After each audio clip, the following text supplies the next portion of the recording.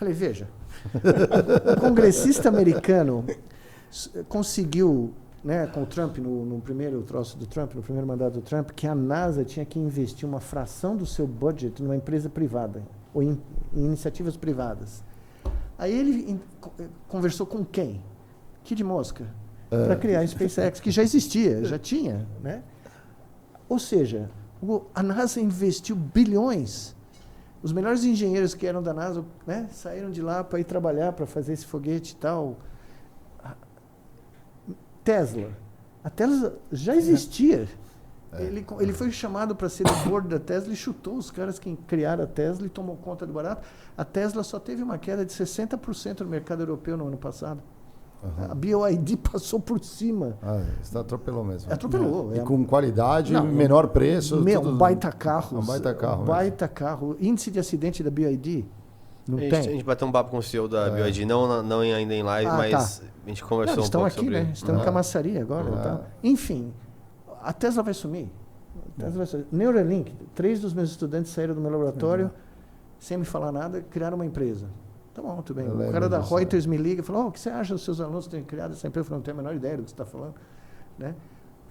Meses depois o cara compra, porque ele tem que ser, né, que nem o Stark, né? Ele tem que lançar foguete, fazer carro voador e ser neurocirurgião. É o triunvirato da genialidade, né? O cara não sabe onde o cérebro fica. Os caras mataram de 27 cirurgias de macacos, eles mataram 18. Eu operei 30 macacos na minha carreira, não perdi nenhum. Você perder um macaco numa universidade americana, não agora, mas até anos atrás, o seu laboratório fica suspenso. Você perdeu o segundo, o seu laboratório fecha. Tá? Os caras perderam 17. Ali eles vão implantar o primeiro coitado lá, 75% dos filamentos não entram no cérebro. Eles não conseguiram por dentro, ficou na meninge. Mas vai captar o que ali, né? E como você vai escalar, né? Vocês que são do mundo corporativo, sim. Como que você vai escalar uma empresa de implantes cerebrais para milhões de pessoas? Sendo que cada um é único. $250 mil para fazer a cirurgia. Onde você tem neurocirurgião para implantar isso daí? Né? E nos Estados Unidos ainda, quem que se atreve a fazer uma cirurgia dessa, que você pode ser processado? E outra coisa, né? o chip, a questão de biocompatibilidade não foi solucionada, então ele para de funcionar. Depois de alguns meses, e você não pode tirar. Professor, qual o tamanho do gap ou da distância, ou os impactos que geram a língua chinesa ter o mandarim, ter os kanjis, culturalmente ser diferente do latino ou do anglo, né, que mas uma das maiores revoluções que ninguém fala, mas eu acho que você vai lembrar, quando o Mao chegou lá e tentou unificar a China, né? Ele reduziu o número de caracteres necessários para um cara poder ler o jornal, acho que foi de 35 mil para 5 mil. Para 5 mil, isso. Ou seja, isso mudou tudo. Porque daí as pessoas podiam estudar, podiam ler jornal, podiam... né? Parece pequeno, mas foi uma mudança absolutamente transformadora na cultura. E o caractere, como ele é pictograma, né? Ele é muito mais fácil você automatizar. Né? Por isso que as provas podem ser lidas do jeito que elas são lidas lá automaticamente. Né? Isso foi uma revolução. Eu vi uma palestra, acho que daquele Jorge You, que ele foi ministro em Singapura, ele é chinês. Ele fala do efeito dos pictogramas no cérebro para ajudar a desenvolver o cérebro, que é completamente diferente do nosso. Totalmente. Tem 23 letras, os caras têm 5 mil ideogramas. Cada ideograma tem uma imagem que parece a realidade. Se você pegar o ideograma primitivo chinês da casa, ou do homem, no começo era um homenzinho e era uma casinha. Aí foi ficando mais sofisticado, né? Só que assim, a criança aprende literalmente com reconhecimento padrão visual. A gente falou sobre isso aqui também. Tem coisas interessantes, por exemplo, a paz, né? Uma das versões, a paz é uma mulher dentro de um teto, que é casa. Mulher em casa é paz. Aí, por exemplo, tem outras coisas, tipo, boca é um quadradinho. Aí como que é a conversa? 3 quadradinhos. Então tem várias coisas que você vai replicando. Tipo, árvore é uma arvorezinha mesmo, parece. Floresta, 3 árvores. Então tudo tem origem na China, né? O kanji japonês, ele é de origem do ideograma chinesa, né? E esse George You fala que o chinês ele está avançando tão rápido porque ajudado também por esse estímulo à capacidade cerebral quando ele lê os ideogramas. que é muito diferente do que quando a gente vê. Você vê como a história que contam pra gente é a história do mundo ocidental, né? Você fala, quem inventou a indústria da escrita? Gutenberg. Os chineses estão fazendo isso com carimbos. Os árabes nem existiam, né? Não. Os chineses primeiro que inventaram o papel, né? Para começar. Mas eles estavam fazendo isso com carimbo 700 antes de Cristo.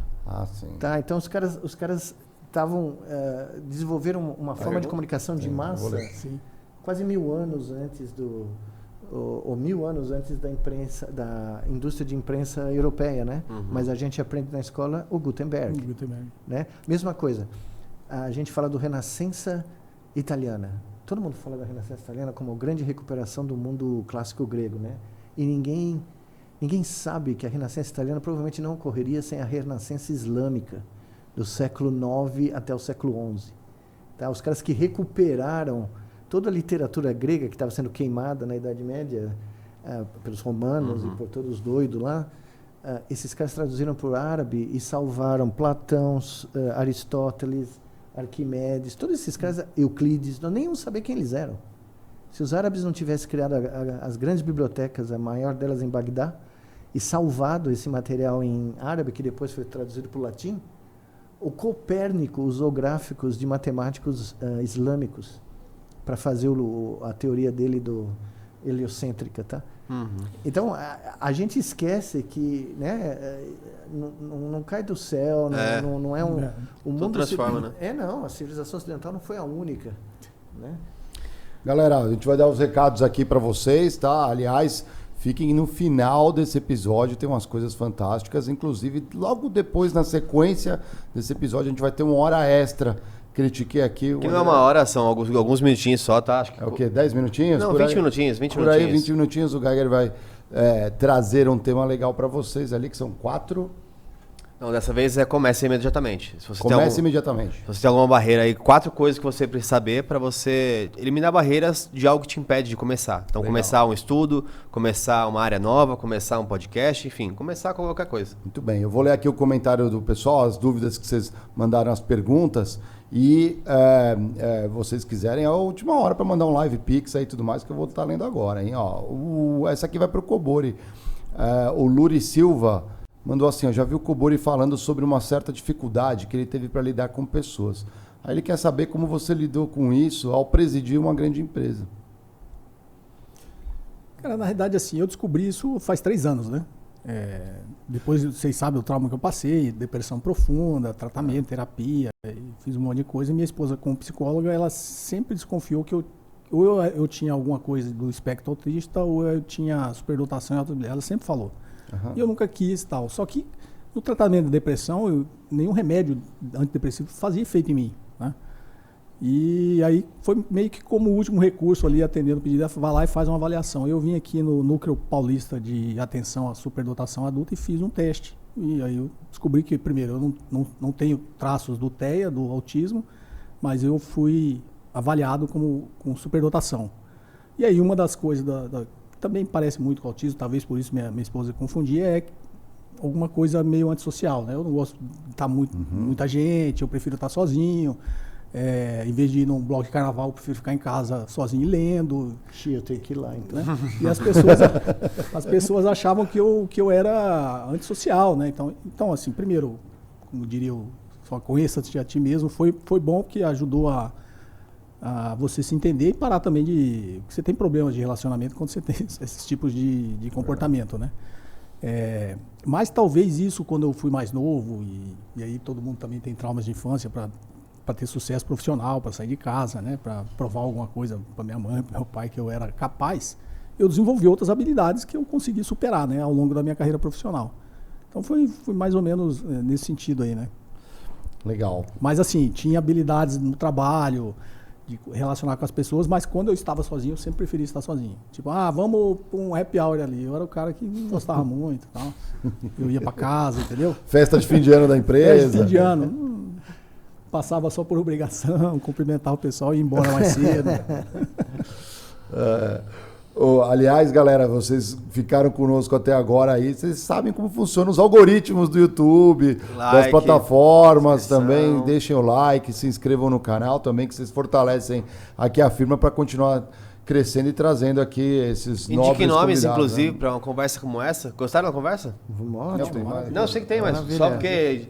Para as pessoas indicarem depois nomes, pra gente fazer mais papos desses. Sim, a gente conversa aí depois em câmera. Vocês mandem aí também quem vocês gostariam de ver as combinações. Pode ser gente que passou no Critiquei ou não. Passou muita gente, hein? A gente tá em 484 episódios, 16 pra gente chegar nos 500. Então, É isso. vamos lá. O Daniel, ele mandou assim, ó, sempre uma honra ouvir o Miguel.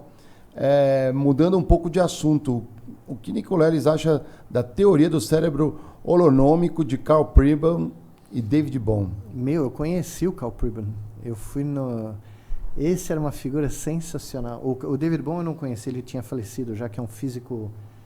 Tem uma história sensacional dele, que o David Bohm começou a ser perseguido pelo macartismo nos Estados Unidos. Né? Ele não era comunista, mas ele começou a ser perseguido e teve que escapar. E um dos poucos lugares que ele conseguiu ter uma abertura para escapar foi a Universidade de São Paulo. Né? E o chefe do departamento de física da universidade, esse cara é um gênio completo, falou que ele precisava de cartas de recomendação. E na discussão do departamento de física, isso eu conheci de alguém que estava lá. Falaram, mas o cara tem uma carta de recomendação só. Né? Como que nós vamos empregar esse moço aí? Né? A carta era do Einstein. E a carta dizia o seguinte: professor Bohm é um gênio, só. E os caras estavam brigando aqui para ver se contratava o cara ou não. Aí eu conheci o Pribben, que era um neurocirurgião famosíssimo nos anos 50 nos Estados Unidos, e que se recusou, ele era professor em Yale, jovem, e se recusou a fazer lobotomias.